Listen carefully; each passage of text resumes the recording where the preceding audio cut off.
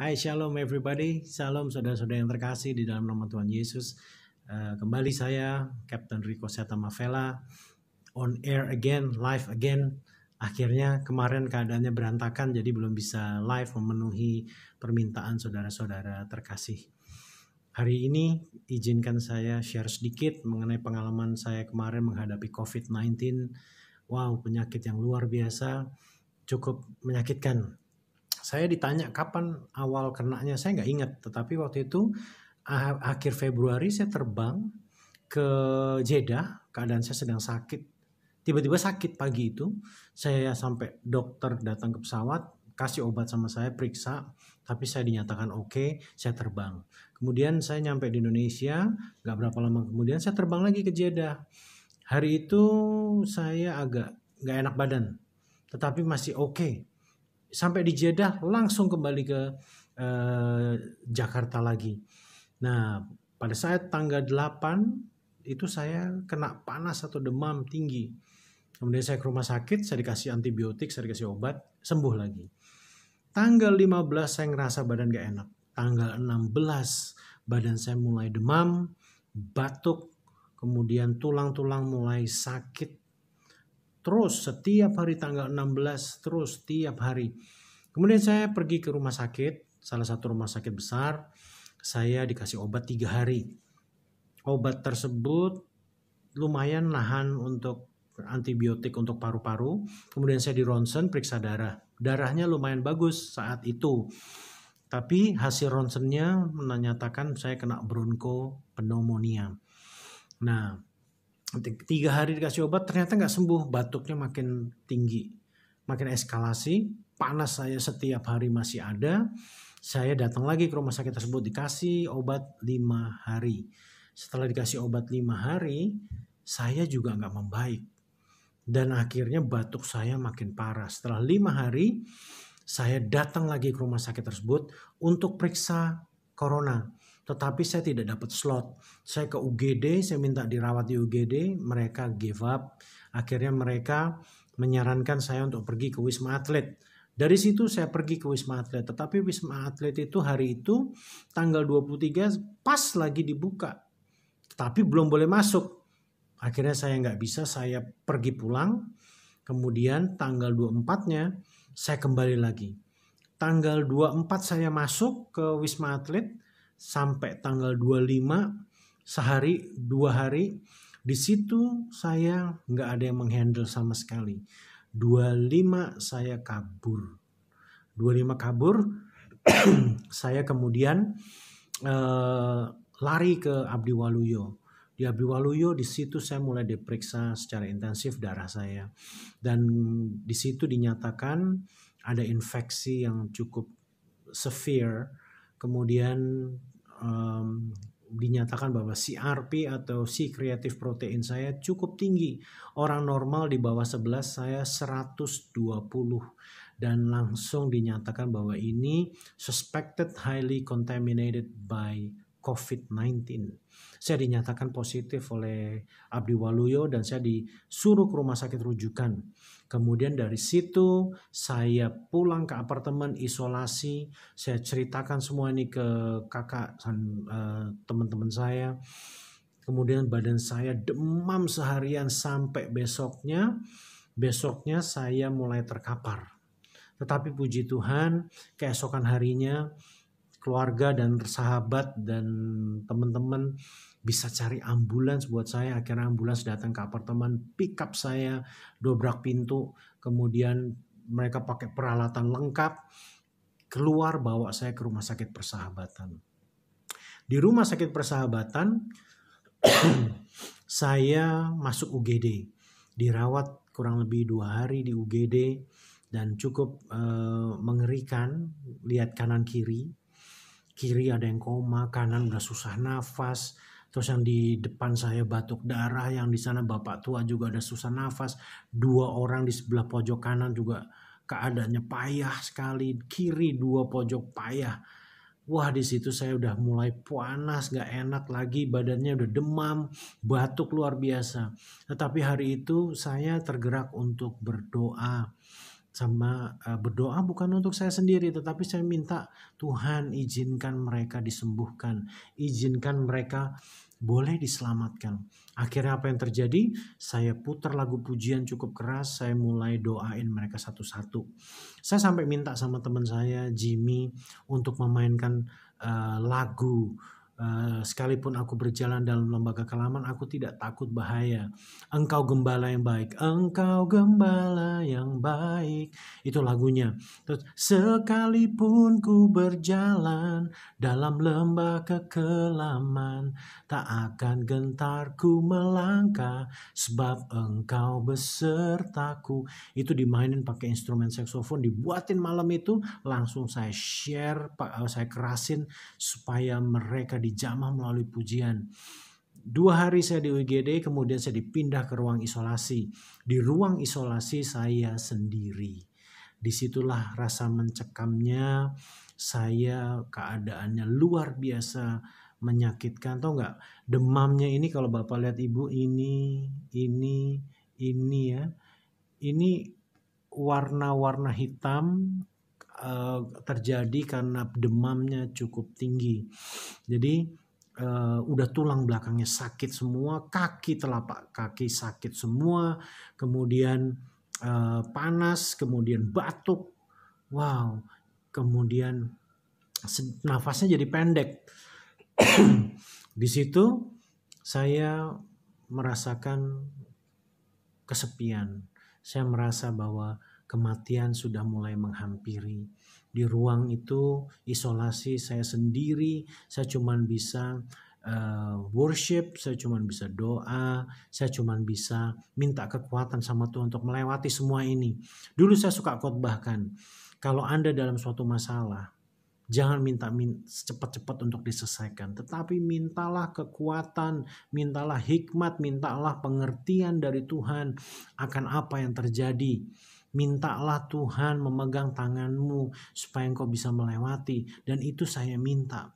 Saya kemarin mau minta kesembuhan rasanya malu banget. Kenapa? Karena Tuhan sudah terlalu banyak buat sesuatu yang ajaib dalam hidup saya. Karena begini, keadaannya semakin kritis.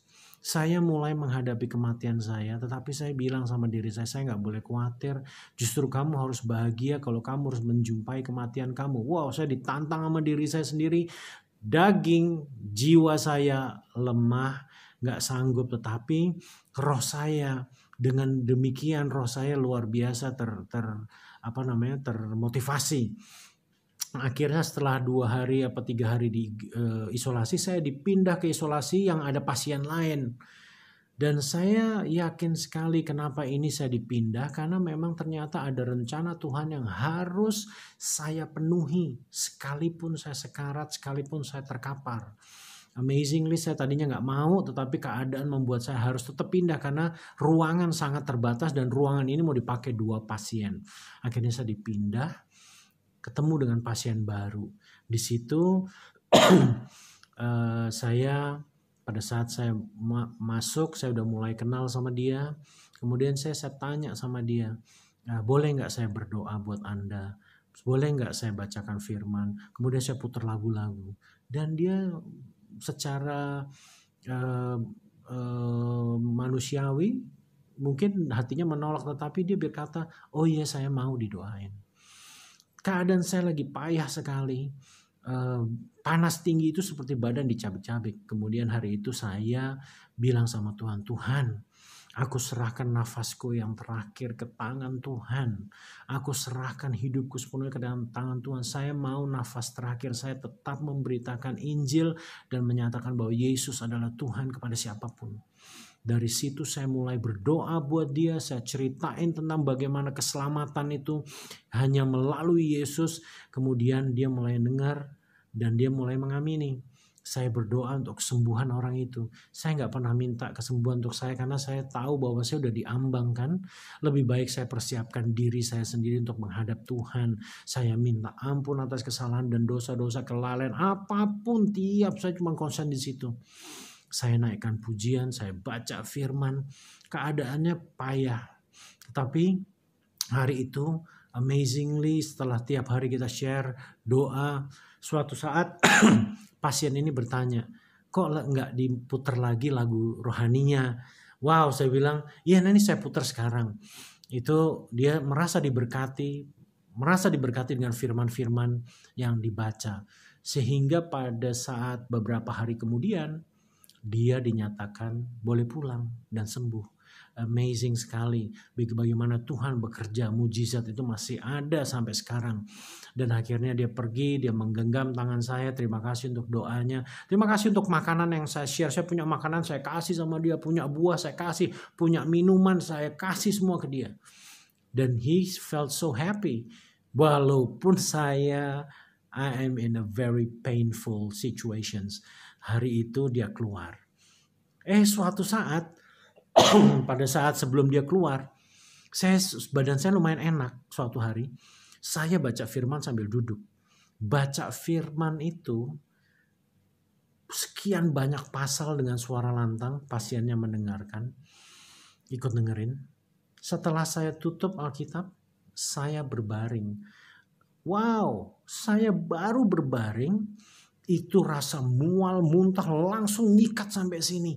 Dari bawah sampai atas. Waduh, saya tahan-tahan kan setelah udah saya bilang sama dia dokter, tapi dirawat sama saya. Dok, saya mau muntah. Dia bilang, dia langsung berdiri dengan infusnya, dia datangin saya. Muntahin aja. Kemudian saya udah gak tahan, saya bangun dari tempat tidur, saya nengok ke kiri, muntah cairan banyak sekali sampai di lantai. Dan mulai hari itu saya demamnya mulai turun, badannya mulai agak enakan sedikit. Saya percaya di situ firman membersihkan segala virus penyakit saya. Hari itu saya nggak pernah muntah, saya nggak pernah mual. Walaupun ada mual sedikit, pusing, tetapi tidak sedahsyat kemarin yang tiba-tiba habis baca firman saya dikuras habis. Kemudian saya yakin itu virus dikeluarin sama Tuhan. Karena firman yang luar biasa dahsyat. Mulai dari situ, baru keesokannya saya mulai dites COVID. Di swab. Kemudian besoknya lagi saya dites lagi. Besoknya lagi dites lagi. Dan saya belum tahu hasilnya sampai saat itu. Setelah pasien ini keluar, datang pasien satu lagi. Parah sekali keadaannya. Dan saya ketakutan kan. Waduh, saya ketakutan. Kita pun di Rumah Sakit Persahabatan antara ragu ini, karena semua yang diisolasi di situ adalah penyakit COVID. Dan dia juga melihat bahwa takut juga saya ketularan lebih parah kan. Tetapi puji Tuhan pada saat dia masuk keadaannya pakai nafas bantuan dan nggak jelas lah. Akhirnya setelah dibaringin, saya digerakkan Tuhan untuk berdoa lagi buat pasien ini. Saya bilang, Tuhan, kalau Engkau izinkan aku menyampaikan kabar kebenaran kepada orang ini, biarlah kehendak-Mu yang terjadi. Saya doain sampai dia akhirnya amazingly dia percaya bahwa Tuhan sanggup. Dia bilang, iya, tapi keadaannya udah parah. Itu seketika orang itu nafasnya mulai tenang, mulai bisa anteng. Itu dia buang air di tempat, dia udah pakai kateter, pipisnya udah pakai selang, kemudian udah pakai oksigen gitu, dan dia mulai tenang. Walaupun malam hari kalau dia batuk itu ngeri banget suaranya. Terus kemudian kalau dia itu membuat saya trauma. Tetapi kalau dia mulai seperti itu, saya mulai doa lagi buat dia. Saya lagi demam, saya lagi juga mengalami sesuatu yang sangat painful, tetapi saya belajar dari Tuhan. Saya belajar gini, dari Sadrak, Mesak, Abednego, Daniel 3, 17, 18. Gampangnya seperti ini aja, sekalipun Tuhan berpaling dari saya dan tidak menolong saya akan tetap mencintai Tuhanku. Dan aku akan tetap melakukan kehendak Bapa. Aku belajar dari mereka, Sadrak, Mesak, Abednego. Kedua, saya belajar dari Ayub 2 ayat 10. Masa saya hanya mau terima yang baik saja dari Tuhan, tetapi tidak mau menerima yang tidak baik. Di situ saya belajar, saya menyadari saya ini hanya debu. Saya hari ini bisa dipanggil Tuhan kapan aja. Nafas bisa diberhentiin. Saya nafas cuma setengah-setengah. Sesak nggak terlalu. Orang bilang sesak tuh seperti ditibanin koper badannya. Saya nggak ada seperti itu, tapi saya pendek nafasnya. Itu hari itu diberhentiin nafasnya, saya selesai beneran. Makanya saya bilang saya konsentrasi bukan di kesembuhan, tetapi Tuhan izinkan saya melewati semua masalah ini dengan kuat bersama Tuhan. Jangan pernah lepas tangan saya daripada Tuhan. Saya minta saya dijaga oleh Tuhan selalu. Walaupun saya harus mungkin menghadapi kematian, saya yakin mati saya ada di tangan Tuhan. Jadi hari itu keadaannya benar-benar cukup mengerikan, dan saya kalau secara manusia udah khawatir, udah hopeless, tetapi enggak. Amazing, Tuhan buat badan saya lemah sekali di lembah kekelaman, tetapi my spirit is on fire. Tuhan kasih roh yang menyala-nyala. Setiap perawat yang ketemu saya doain. Setiap dokter yang ketemu saya doain. Kau kuat, hanya di dalam nama Yesus kekuatan mujizat itu terjadi. Cleaner semua saya doain. Siapapun masuk ruangan sebelum dia nyuntik, sebelum apa, saya bilang engkau harus percaya kepada Isa Al-Masih, Kristus Yesus, Tuhan dan penebusanmu. Kamu harus percaya dalam keadaan seperti ini. Semua mengamini, alhamdulillah, whatever they say. Wow, amazing. Saya tetap memberitakan Injil. Saya hanya mau bilang sama Tuhan, Tuhan, saya nggak mau lalai lagi. Saya nggak mau terlambat menyatakan Injil itu kepada siapapun. Dan hari itu, pada saat saya tidak memikirkan diri saya sendiri, saya melihat amazing sekali Tuhan buat thousands of people pray for me. Ada yang dari Australia, ada yang dari pelosok-pelosok manapun, dari banyak tempat lah. Kemudian ada satu sahabat saya namanya Om Frank, dia worshiper. Kemudian saya ditelepon tanpa basa-basi, saya disamber dengan suara yang dia teriak. Dia berdoa kepada saya untuk kesembuhan saya dan jamahan Tuhan. Dan itu terjadi mulai pelan-pelan sama diri saya. Saya ngerasain sesuatu yang luar biasa menjamah saya. Saya kerasa banget badan saya mulai, wow, kenapa ini? Tapi saya mulai aminin, saya mulai worship spontan, saya mulai perkatakan amin, haleluya, terima kasih Om Frank, thank you very much for your prayer. Itu lagi panas-panasnya. Demam saya ngeri banget. Itu gak enak banget. Dan tahu gak kalau demam? Itu seperti roh jahat datang sama saya. Kemudian bau obat yang saya minum semua keluar nguap dari badan saya. Dan baunya kayak formalin. Formalin seperti orang kalau meninggal dikasih formalin. Jadi saya tuh bayangannya udah mati kapan aja. Wow, saya bilang suatu pengalaman yang sangat luar biasa berjalan sama Tuhan.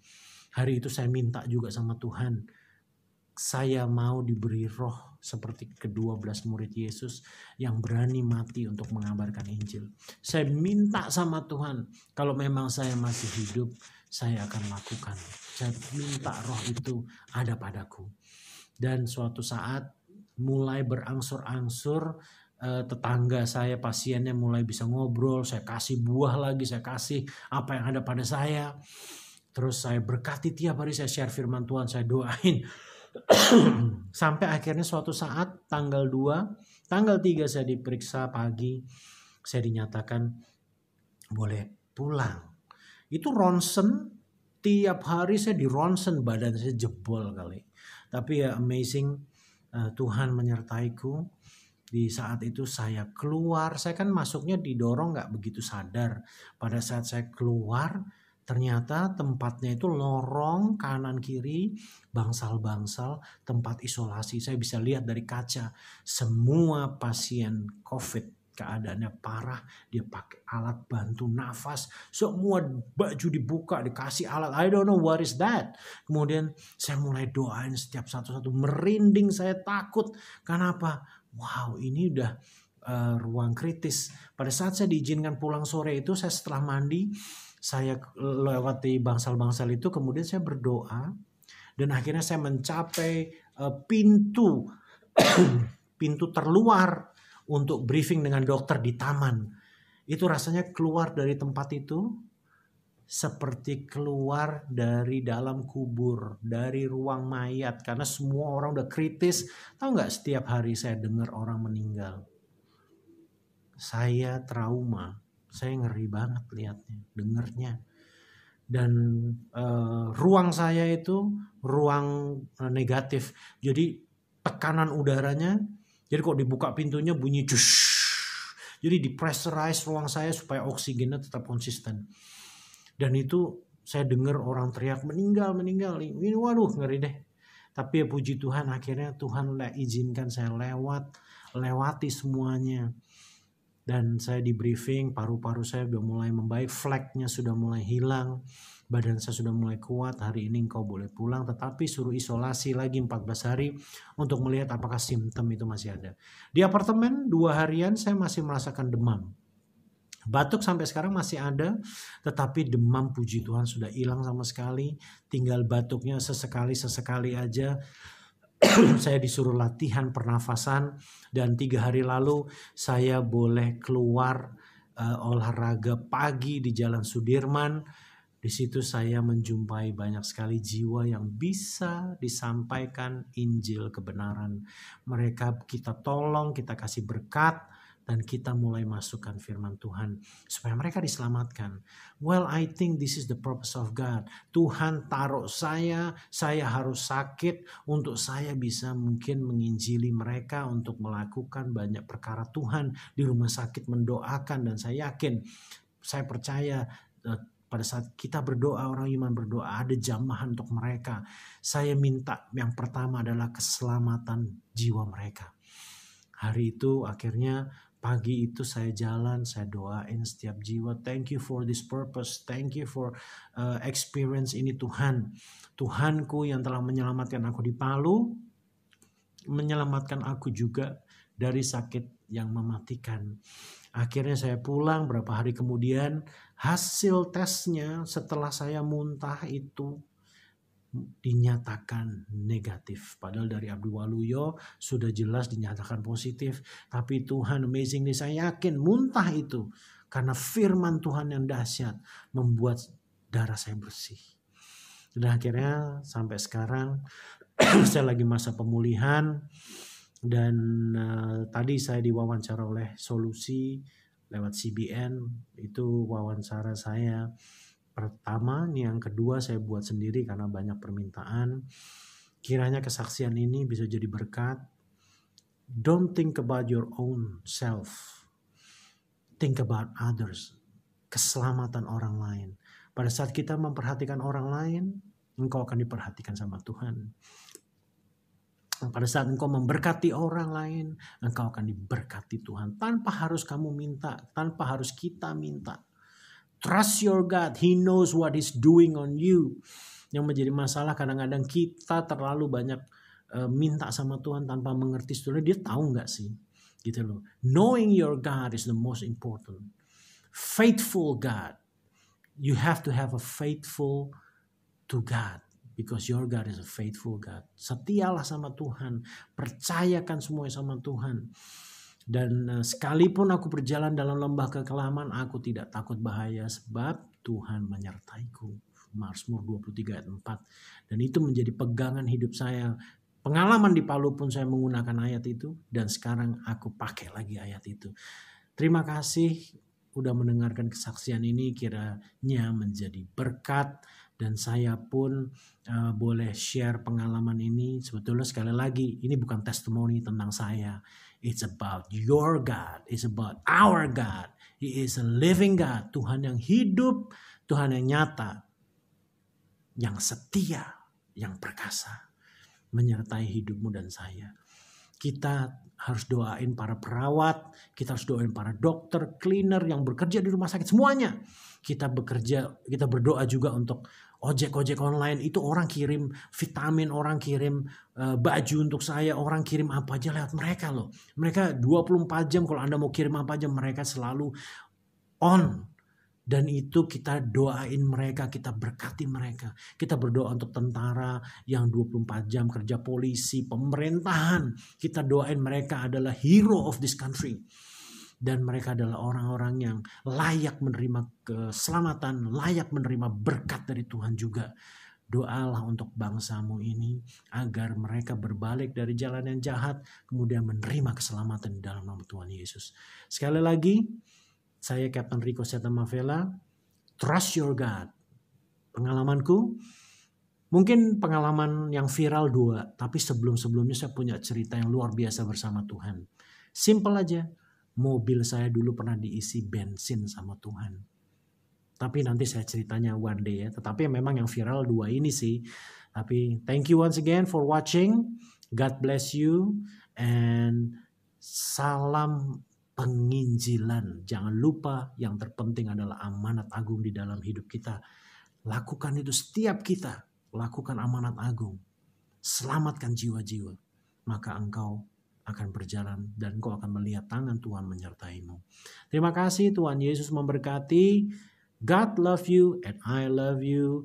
And once again, God bless you. Terima kasih buat keluarga yang telah pontang-panting untuk saya. Terima kasih untuk sahabat-sahabat saya terkasih yang telah menolong saya, yang berdoa untuk saya. Thank you for everything. I don't know how to repay, tetapi aku percaya blessing dari Tuhan is upon you all. Memberkati semua kalian yang telah berbuat banyak untuk saya. Terima kasih untuk segala-galanya. Thank you for watching. God bless you. Bye-bye.